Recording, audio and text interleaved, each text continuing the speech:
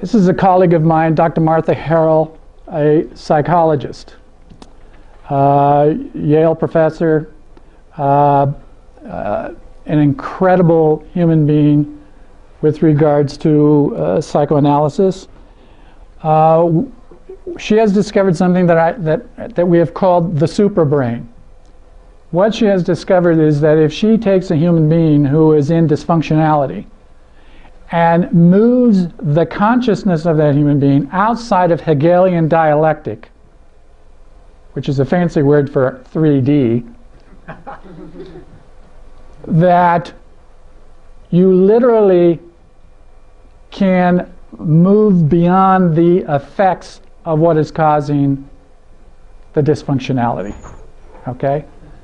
Now, here we are with this big media announcement, because it's Stephen Hawking's, that literally it's us against the machines. Okay? That's a Hegelian dialectic. That's part of the brainwashing. There is no war against us and the machines. None. And I hope I've convinced you of the possibilities of that. And this notion, if you can't lick them, join them, that's the part I want to finish with. Because we are being, again, made to believe that we have to join them. I think otherwise. All right. So here's what Dr. Harrell has discovered. She calls it moving from human to scalar human. When we give up the dialectic, you can circumvent the entire brain. The part of the brain that picks up patterns that we are taught, that we are led to believe, that we are convinced govern reality, which they don't. All right, so there are 4 principles. Change the classical psychological container away from the limits of the therapist and into the co-creative limitlessness. So what she discovered as a psychotherapist is that all psychologists are told that basically they have to create a container for their patient, okay, to create safety, to allow them to grow and become aware. And she discovered that container itself is a Hegelian dialectic, because it's dependent on the psychoanalyst. So if the psychoanalyst is limited in any way, then so is the container. Now Jung really started getting into this notion that she has discovered towards the end of his life, but then he abandoned it because he was coming under crushing criticism. I mean, he was being labeled a whack job later to be justified in just about everything he discovered. Okay? Now, so what she has discovered is that she does not have to create the container for the patient. She works with the patient in co-creating a container. All right? I'm not going to go into it any more than that. That's going to be a future workshop. Okay? All right. Now, Dr. Harrell is actually moving to Boulder County. I would love to have her come and speak here. I really would. So she's going to start working with me, and we have already agreed to do a workshop starting in March next month. Please sign up if you're at all interested. All right, second point. Introduce the quantum mechanics of the observer. The Heisenberg principle. The observer effect refers to changes that the act of observation will make on a phenomenon being observed. Okay? So if anything is observed, it's changed. Okay? Heisenberg principle. So if you have a patient and you put them in a position where they're either the observer or being observed, the Heisenberg principle sets in, which means you have no choice from a quantum point of view. Something's changed. You cannot not change. Thirdly, remove the Hegelian dialectic by positioning the patient with the source of the issue or mental order. Co-create the observer or witness. So she basically has a metaphor that she has created. She calls it sitting at the table, where she literally takes the psychological issue of the patient and personifies it just personifies it and has it sit at the table, and the person, the patient, uses no brain or analytical process at all.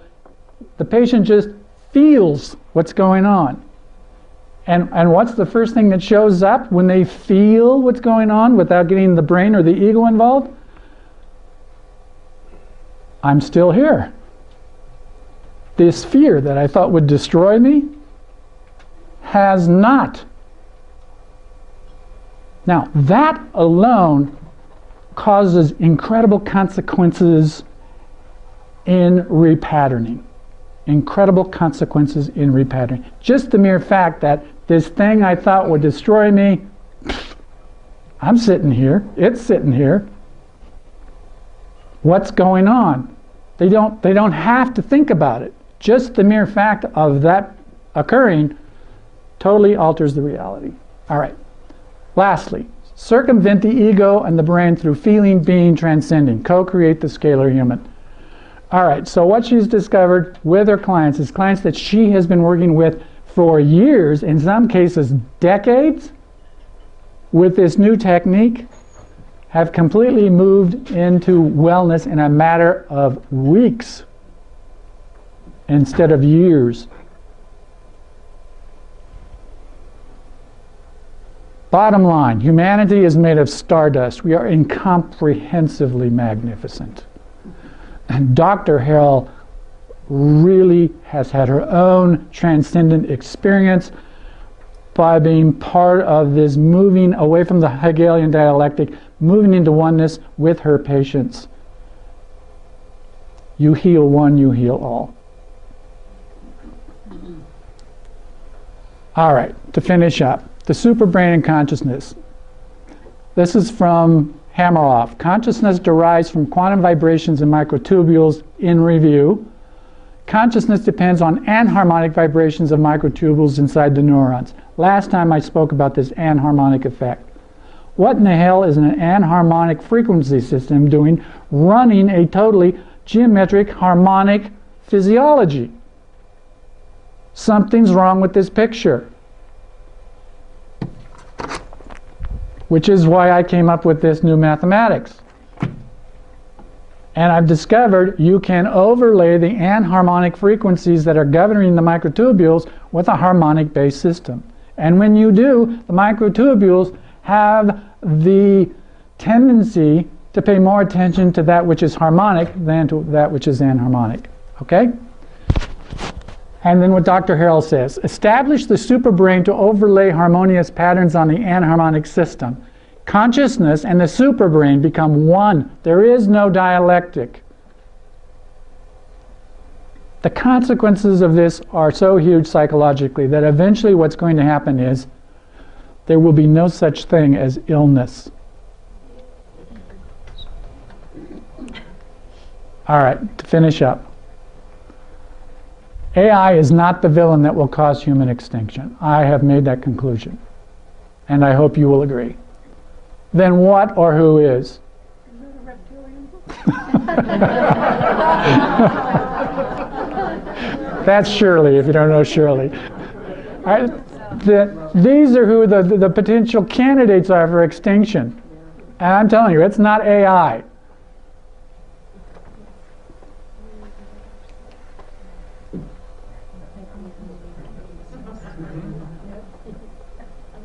There's the villain. And here is what I think the real danger for humanity is. Einstein, I fear the day that technology will surpass our human interaction. Not intelligence, interaction. The world will have a generation of idiots, unquote. I assume you can read those captions.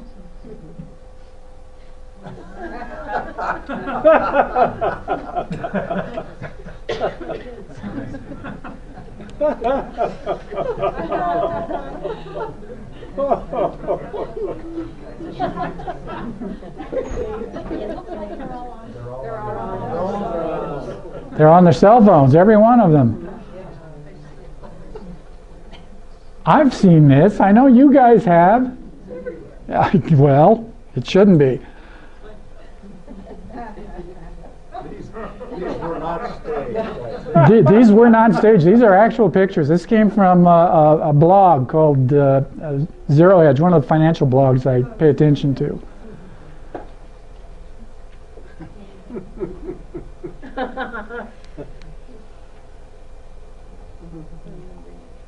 This is it, folks.